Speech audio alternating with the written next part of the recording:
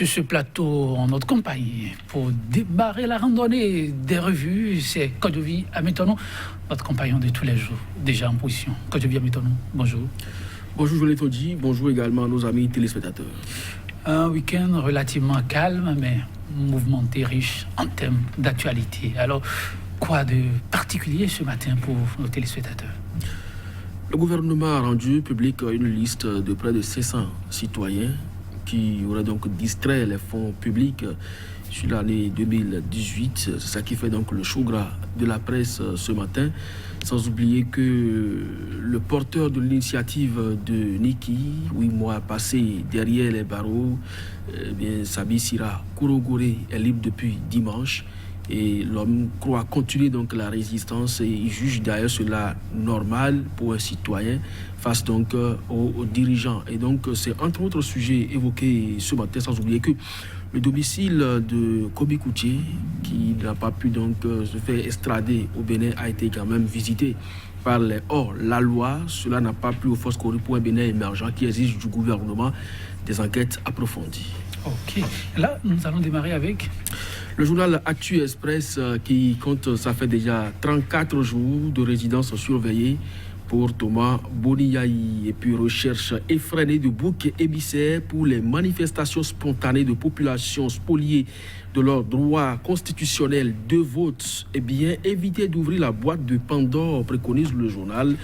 Une réédition du scénario de procès CC Service d'avance voué à l'échec, tous unis pour conjurer le spectre pesant d'un embrasement de la patrie comme un cambriolage du domicile de l'ex-Argentine nationale du Bénin, Komi Koutié. Les forces corruptes pour un Bénin émergent exigent une enquête, urgence pour les autorités de situer les responsabilités et puis libération du chef de l'initiative de Niki, Sabi Sira Korogore. Sans regret, il continue la résistance, écrit le journal. Dynamisme Info cette fois, publication d'identité dans les dossiers de malversation dans les ministères. Les présumés auteurs passés pour coupables avant l'étape de la justice, s'interroge le Cana et puis Sabi Sira Korogore après sa sortie de prison. L'opposition à Patrice Talon pour un patriote est une obligation. Kini, bonne gouvernance, des mesures prises pour assainir la gestion des fonds publics, écrit le journal. Et puis délivrance des cartes d'électeurs, le candidat Brice Ogoubi s'inscrit à la mairie de Cotonou. Sachez, Joël, étant dit que ça, nous sommes avec les professionnels des médias pour l'élection à la dépêche entre juillet 2016 et juillet 2018 à l'Office national d'imprimerie et de presse, mauvaise gestion à l'ONIP.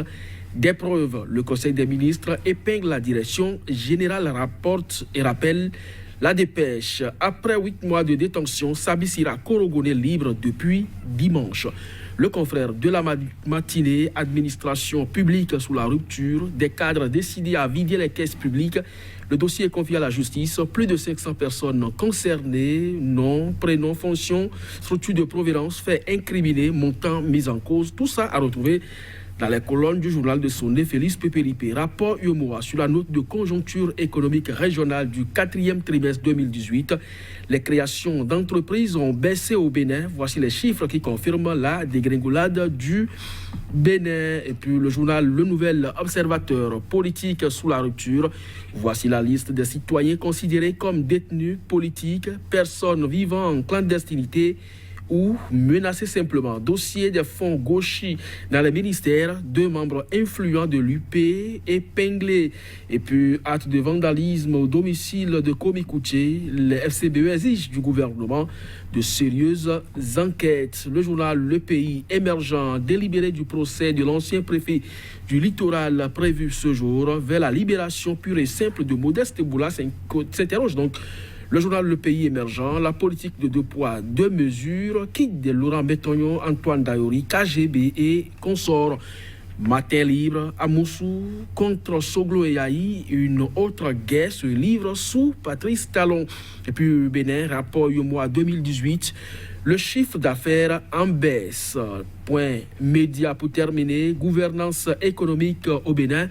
Le chiffre d'affaires en baisse dans tous les secteurs en fin 2018, quitte des 200 000 emplois créés. Et puis Boni Yahi en résidence surveillée, Gustave Assa témoigne sa radicale désapprobation et puis libération de Sabisira Korogone après 8 mois de prison. L'honorable Guy Bitokpe rend hommage à un combattant de la liberté.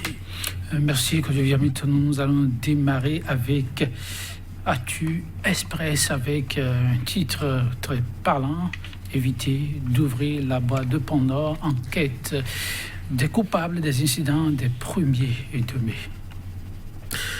Oui, je ne sais pas pourquoi le journal se préoccupe de cette boîte à Pandore à partir du moment où la justice serait donc saisie déjà du dossier. Donc si un juge d'instruction est commis, c'est bien sûr qu'on doit pouvoir faire des enquêtes approfondies. Donc à partir de cet instant, on doit pouvoir situer les responsabilités, les auteurs, les co-auteurs et commanditaires doivent normalement répondre devant la justice. Maintenant, la seule chose qu'il faut demander, c'est que cette justice soit véritablement impartiale, qu'on laisse vraiment le procureur et les juges en charge du dossier véritablement faire leur travail de façon impartiale.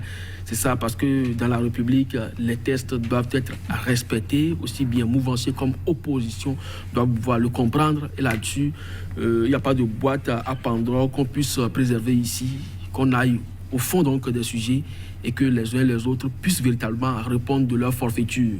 Et donc, l'impartialité de la justice est recommandée dans ce dossier, à mon avis. Oui, aller au fond des sujets, c'est ce que demandera la FCBE. Nous apprend à Actu Express, on reste à ce niveau. Cambriolage exceptionnel au domicile de l'ex-agentier national. Le parti FCBE croit savoir qu'une enquête s'impose. Ah oui, plus que important parce que figurez-vous, il y a quelques mois seulement, le gouvernement a tenté en vain d'obtenir l'extradition de l'agentier pour pouvoir donc le juger pour des faits qui lui sont reprochés. Mais malheureusement pour l'État béninois, ce camouflet a été donc infligé par la justice espagnole. Beaucoup plus, Madeleine, à partir de cet instant, on doit pouvoir faire forcément des liens pour ceux qui veulent voir quelque chose dans cette affaire. On doit pouvoir faire donc un lien entre le cambriolage de son domicile et aujourd'hui les déboires judiciaires qui sont les siens avec le gouvernement béninois. Donc à partir de cet instant, oui, une enquête approfondie pour laver le gouvernement de tout soupçon et également situer les responsabilités s'impose. Parce que comme écoutez, rappelez-vous, vous l'avez situé d'ailleurs bien, c'est de l'argentier national qu'il s'agit. Vous parlez de l'ex-agentier national, donc il a géré donc les choses publiques. Jusque-là, la justice béninoise ne l'a pas blanchi sur toute la ligne. Donc, si aujourd'hui son domicile est cambriolé, peut-être qu'il y a des pièces à conviction qui seraient donc emportées. Donc, il est plus que important de situer la communauté nationale et internationale donc sur les tenants et aboutissants de ce vol, à la limite spectaculaire. Il y a un qui est désormais situé définitivement sur son sort, c'est la dépêche qui nous le rapporte. Sabisira Korogone, l'homme n'est plus à présenter après 8 mois d'emprisonnement. Il a recouvré sa liberté, Kodjovi Amitonou. Oui, pour avoir porté donc sur les fonds baptismaux cette initiative qui a fait tache d'huile un peu partout dans les régions du pays. Il s'agit de l'initiative de Niki portée par la jeunesse qui ne se retrouve véritablement pas dans la gouvernance actuelle. L'homme croit dur comme fer qu'une opposition aujourd'hui à Patrice Talon pour un patriote est une obligation à partir du moment où vous mandatez donc des responsables, des citoyens pour vous représenter dans des sources de prise de décision. Vous devez quand même avoir un œil sur ce qui se passe, donc demander davantage des comptes pour ce qui concerne la transparence dans la gestion. Et je crois que c'est ce qu'il met donc sur cette opposition qui s'avère obligatoire. Bon, on attend donc de voir parce que il est toujours donc sur le sol béninois à tout moment. Si la rupture n'entend pas donc de cette oreille ces agissements,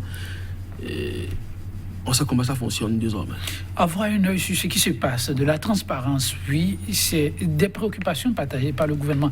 Du moins, sans croire Kini, un certain nombre de personnes ont été interpellées dans le cadre des mesures d'assainissement, voilà, des fonds publics. Oui, beaucoup de journaux en ont fait le grand titre ce matin, sauf cette exception observée par Dynamisme Info qui doit effectivement interpeller la conscience de tous. Publication d'identité dans le dossier malversation dans les ministères. les présumés auteurs passés pour coupables avant l'étape de justice. Il y a déjà des voix qui se sont élevées durant le week-end. Vincent Rekehenou, par exemple, qui estime que son nom qui est publié ici, il ne se retrouve pas dans les 20 millions qui lui sont reprochés, des fonds qu'il aurait pris et qui n'a pas exécuté le projet. Donc lorsque vous publiez des noms comme ça et vous accusez officiellement les gens, et je ne sais plus là où se trouve le principe de la présomption d'innocence en matière de droit. Bon, de toutes les façons, c'est un fait auquel désormais on est habitué. Le gouvernement rend public le nom des uns et des autres pour peu qu'on leur reproche la distraction de la chose publique. Mais espérons vivement que la plupart des 500 et quelques personnes, si possible, dont les noms sont publiés aujourd'hui, se retrouveraient véritablement dans les liens de la justice pour répondre des chefs d'accusation qui sont les leurs. Oui, quand je viens maintenant, chef d'accusation, il y a un qui cherche désespérément à savoir ce qui lui est reproché, ses proches. Avec Actu Express nous le rapporte, ça fait 34 jours pour lui, mais avec Point Média, c'est un acteur de la société civile, pas de moindre, Gustave Assa, qui donne de la voix et demande que l'on revoie ces situations, qui n'honoreraient pas le Bénin. Non, mais en dehors de l'honneur, il y a quand même que à l'interne, on doit pouvoir travailler à l'apaisement. Lorsque vous séquestrez, à la limite, le président d'honneur des forces Corée pour un Bénin émergent, une grande formation politique de l'opposition, vous la signez donc à résidence et que vous tendez la main pour dialoguer avec ses lieutenants, c'est pas évident que ça puisse prospérer. Aujourd'hui, les positions se radicalisent davantage. Il y a beaucoup de préalables pour l'opposition avant de prendre langue avec le chef de l'État. Je crois que libérer aujourd'hui le domicile de Yahi Boni, ça participerait d'un certain dégel déjà de la tension socio-politique. Je crois que Gustave Assa est en bon droit en tant que citoyen de le dire, en tant qu'acteur de la société civile, c'est plus que sa responsabilité. Merci, quand je viens maintenant, la vôtre, vous l'avez assumée ce matin. Mesdames, Messieurs, on le retrouve demain pour découvrir d'autres sujets avec nos confrères. À demain.